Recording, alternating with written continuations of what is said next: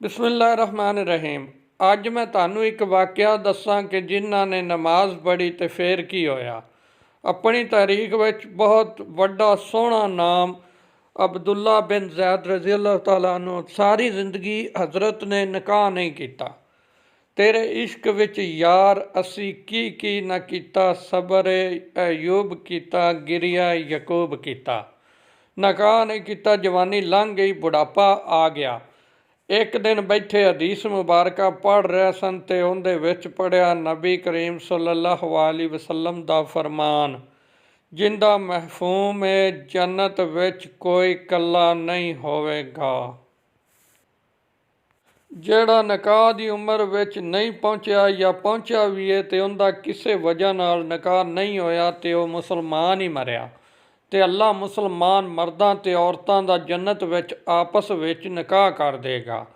ਜਦੋਂ ਉਹਨਾਂ ਨੇ ਹਦੀਸ ਪਾਕ ਪੜ੍ਹੀ ਤਾਂ ਦਿਲ ਵਿੱਚ ਖਿਆਲ ਆਇਆ, ਇੱਥੇ ਤਾਂ ਨਿਕਾਹ ਨਹੀਂ ਕੀਤਾ ਤੇ ਜੰਨਤ ਵਿੱਚ ਹੋਣਾ ਹੀ ਏ, ਤੇ ਜੰਨਤ ਵਿੱਚ ਮੇਰੀ ਬੀਵੀ ਕੌਣ ਹੋਸੇ।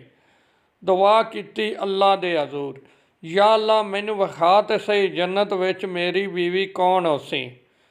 पहली रात दुआ कबूल ना हुई, दूजी रात भी दुआ कबूल ना हुई, तीजी रात दुआ कबूल हो गई। ख्वाब विच वेखदे ने काले रंग की औरत हज़रत बलाल हबशी दे देश की रहन वाली, हबशा दे देश की। ਉਹ आखदी है कि मैं ममूना वलीद हाँ ते मैं बसरा विच रहिंदी हाँ। पता लभ गया, अख खुली, हज़रत की तहज्जुद का टाइम से, नवाफल पढ़े, नमाज फजर बाजमात पढ़ी तो सवारी लैके हज़रत अब्दुल्ला बिन ज़ैद बसरा गए। उत्थे लोगों ने बड़ा इस्तकबाल किया। हज़रत का नाम ही बड़ा सी। बहा के पूछया, हज़रत दस्यो बगैर किवें आवन होया, खैर तो है। आपने पूछया, यार ये तो दसो इत्थे कोई मैमूना वलीद रहिंदी है। लोगों ने हैरान हो के पूछया, हज़रत तुसी इन्नी दूर तो चल के सिर्फ मैमूना वलीद नूं मिलन आए हो। आपने आख्या, क्यों, इस नूं कोई नहीं मिल सकता। नहीं हजूर, वो तो दीवानी है, लोग उस नूं पत्थर मारते ने। ओ कुर्बान जाऊँ हज़रत, पत्थर हर बंदे ने हाथों में उठा रखा है जब से तूने मुझे दीवाना बना रखा है।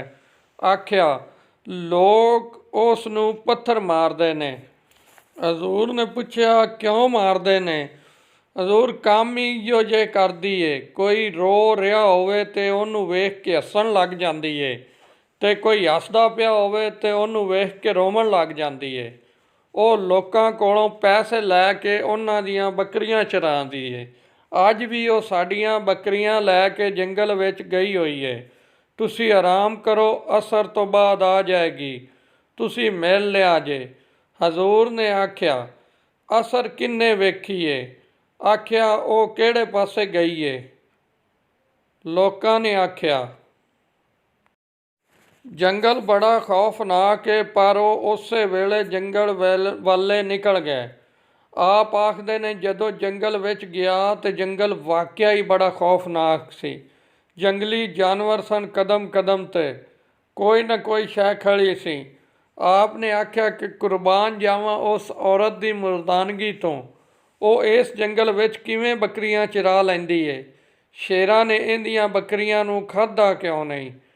ਇਹ ਕੱਲੀ ਔਰਤ ਕੀ ਕਰ ਸਕਦੀ ਹੈ। ਖੈਰ ਆਪ ਆਖਦੇ ਨੇ ਕਿ ਜਿਹੜੀ ਜਗ੍ਹਾ ਲੋਕਾਂ ਨੇ ਦੱਸੀ ਸੀ, ਮੈਂ ਉੱਥੇ ਪਹੁੰਚ ਗਿਆ। ਜਦੋਂ ਮੈਂ ਉੱਥੇ ਪਹੁੰਚਿਆ ਤੇ ਹੈਰਾਨ ਰਹਿ ਗਿਆ। ਦੋ ਹੈਰਾਨ ਕਰ ਦੇਵਣ ਵਾਲੇ ਮੰਜ਼ਰ ਸਨ। ਇੱਕ ਤਾਂ ਮਮੂਨਾ ਵਲੀਦ ਬੱਕਰੀਆਂ ਨਹੀਂ ਚਰਾਉਂਦੀ ਪਈ ਸੀ, ਉਹ ਮਸੱਲਾ ਵਿਛਾ ਕੇ ਨਵਾਫਲ ਪੜ੍ਹ ਰਹੀ ਸੀ। ਬੱਕਰੀਆਂ ਚਰਾਵਣ ਤੇ ਬਹਾਨਾ ਸੀ। ਚੱਲ ਬੁੱਲਿਆ, ਉੱਥੇ ਚਲੀਏ ਜਿੱਥੇ ਅਕਲ ਦੇ ਸਾਰੇ ਅੰਨੇ, ਨਾ ਕੋਈ ਜ਼ਾਤ ਪਛਾਣੇ ਨਾ ਕੋਈ ਸਾਨੂੰ ਮੰਨੇ। ਇਹ ਤਾਂ ਬਹਾਨਾ ਸੀ ਲੋਕਾਂ ਕੋਲੋਂ ਦੂਰ ਰਹਿਣ ਦਾ। ਲੋਕ ਸਮਝਦੇ ਸਨ ਉਹ ਬੱਕਰੀਆਂ ਚਰਾਉਂਦੀ ਏ, ਕਿਆ ਸ਼ੇਰ ਏ।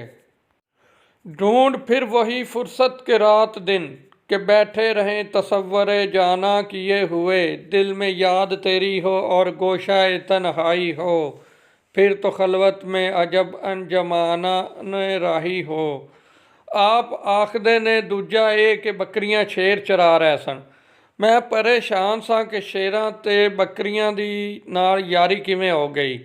ਮੈਨੂੰ ਪਤਾ ਹੀ ਨਹੀਂ ਚੱਲਿਆ ਕਦੋਂ ਮਮੂਨਾ ਵਲੀਦ ਨੇ ਨਮਾਜ਼ ਖ਼ਤਮ ਕੀਤੀ ਤੇ ਮੇਰੇ ਨਾਲ ਬੋਲੀ, ਓ ਅਬਦੁੱਲਾ, ਮਿਲਣ ਦਾ ਵਾਅਦਾ ਤਾਂ ਜੰਨਤ ਦਾ ਸੀ ਤੇ ਤੂੰ ਇੱਥੇ ਵੀ ਆ ਗਿਆ ਏਂ। ਆਪ ਆਖਦੇ ਨੇ ਮੈਂ ਹੈਰਾਨ ਰਹਿ ਗਿਆ, ਮਿਲੇ ਵੀ ਪਹਿਲੀ ਵਾਰੀ ਆ ਤੇ ਮੇਰਾ ਨਾਂ ਵੀ ਜਾਣਦੀ ਏ। ਹਜ਼ਰਤ ਮਮੂਨਾ ਵਲੀਦ ਨੂੰ ਸਵਾਲ ਕੀਤਾ ਕਿ ਮਿਲੇ ਵੀ ਪਹਿਲੀ ਵਾਰੀ ਹੈ ਤੇ ਤੂੰ ਮੇਰਾ ਨਾਂ ਕਿਵੇਂ ਜਾਣਦੀ ਏ। ਅੱਗੋਂ ਜਵਾਬ ਲੱਭਿਆ। ਹਜ਼ਰਤ ਮਮੂਨਾ ਵਲੀਦ ਨੇ ਆਖਿਆ ਕਿ ਅਬਦੁੱਲਾ, ਜਿਸ ਅੱਲਾ ਨੇ ਰਾਤ ਨੂੰ ਤੈਨੂੰ ਮੇਰੇ ਬਾਰੇ ਵਿੱਚ ਦੱਸਿਆ, ਉਸੇ ਅੱਲਾ ਨੇ ਮੈਨੂੰ ਤੇਰੇ ਬਾਰੇ ਵਿੱਚ ਦੱਸਿਆ ਏ। ਆਪ ਆਖਦੇ ਨੇ ਕਿ ਜਿਸ ਚੀਜ਼ ਨੇ ਮੈਨੂੰ ਸਭ ਤੋਂ ਜ਼ਿਆਦਾ ਹੈਰਾਨ ਕੀਤਾ ਉਹ ਇਹ ਸੀ ਕਿ ਫਿਤਰਤ ਕਿਵੇਂ ਬਦਲੀ। ਮੈਂ ਹਜ਼ਰਤ ਮਮੂਨਾ ਵਲੀਦ ਤੋਂ ਪੁੱਛਿਆ, ਇਹ ਤਾਂ ਦੱਸ ਸ਼ੇਰਾਂ ਨੇ ਬੱਕਰੀਆਂ ਨਾਲ ਯਾਰੀ ਕਿਵੇਂ ਲਾ ਲਈ? ਸ਼ੇਰ ਤਾਂ ਬੱਕਰੀਆਂ ਨੂੰ ਖਾ ਜਾਂਦੇ ਨੇ, ਇਹ ਤਾਂ ਖੁਰਾਕ ਏ ਇਹਨਾਂ ਦੀ। ਤੇ ਹਜ਼ਰਤ ਮਮੂਨਾ ਨੇ ਆਖਿਆ, ਜਦੋਂ ਦੀ ਮੈਂ ਰੱਬ ਨਾਲ ਸੁਲ੍ਹਾ ਕਰ ਲਈ ਏ ਉਸ ਦਿਨ ਤੋਂ ਇਹਨਾਂ ਸ਼ੇਰਾਂ ਨੇ ਵੀ ਮੇਰੀਆਂ ਬੱਕਰੀਆਂ ਨਾਲ ਸੁਲ੍ਹਾ ਕਰ ਲਈ ਏ। ਤੁਸੀਂ ਸਾਰੇ ਲੋਕ ਵੀ ਯਾਰ ਸੁਲ੍ਹਾ ਕਰ ਲਓ, ਯਾਰੀ ਲਗਾ ਲਓ, ਕਿਧਰੇ ਦੇਰ ਨਾ ਹੋ ਜਾਵੇ। ਰੱਬ ਦੇ ਨਾਲ ਆਪਦਾ ਤਲਕ ਮਜ਼ਬੂਤ ਕਰ ਲਓ।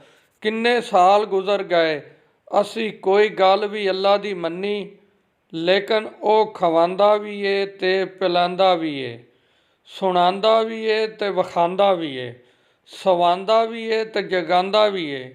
ਨਮਾਜ਼ ਪੜ੍ਹੋ, ਅੱਲਾ ਦੀ ਯਾਦ ਵਿੱਚ ਜ਼ਿੰਦਗੀ ਗੁਜ਼ਾਰੋ, ਇਹੋ ਕਾਮਯਾਬੀ ਏ, ਵਰਨਾ ਕੱਲ੍ਹ ਨੂੰ ਬੜਾ ਪਛਤਾਵਾ ਹੋਵੇਗਾ। ਅਗਰ ਤੁਹਾਨੂੰ ਸਾਡੀ ਇਹ ਵੀਡੀਓ ਚੰਗੀ ਲੱਗੀ ਹੈ ਤਾਂ ਇਹਨੂੰ ਲਾਈਕ ਕਰ ਦਿਓ ਤੇ ਸਾਡੇ ਚੈਨਲ ਨੂੰ ਸਬਸਕ੍ਰਾਈਬ ਕਰ ਦਿਓ ਤਾਂ ਕਿ ਨਵੀਂ ਆਉਣ ਵਾਲੀ ਵੀਡੀਓ ਤੁਹਾਡੇ ਤੱਕ ਪਹੁੰਚ ਸਕੇ। ਤੇ ਕਮੈਂਟ ਵਿੱਚ ਦੱਸੋ ਕਿ ਅਸੀਂ ਅੱਗੇ ਕਿਹੜੀ ਕਹਾਣੀ ਤੁਹਾਡੇ ਵਾਸਤੇ ਪੰਜਾਬੀ ਦੇ ਵਿੱਚ ਲੈ ਕੇ ਆਈਏ।